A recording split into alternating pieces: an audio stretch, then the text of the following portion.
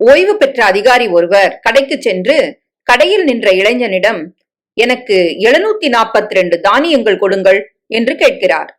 கடையில் நின்ற இளைஞனும் ஒரு வார்த்தை கூட பேசாமல் விரைவாக 200 கிராம் பச்சை பயரை எடை போட்டு வாடிக்கையாளரிடம் கொடுக்கிறான். வாடிக்கையாளர் அவனிடம் கேட்கிறார், இந்த பொட்டலத்துல உண்மையிலேயே 742 தானியங்கள் தான் இருக்கா? இளைஞன் பதிலளித்தான், நிச்சயமா. நீங்க வீட்டுக்கு போய் நிதானமா எண்ணலாம். என் அப்பா எண்ணி ஒவ்வொரு கிலோ பச்சை பயிர்லயும் 3710 தானியங்கள் இருக்கிறதா ஏற்கனவே நிரூபிச்சிருக்கிறாரு.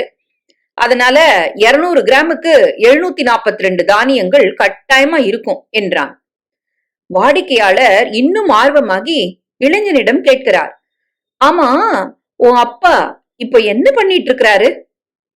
இளைஞர் உடனே, அவரும் உங்களை போலவே ஓய்வு பெற்றவரு, வீட்ல சும்மாதான் இருக்கிறார் என்றான்.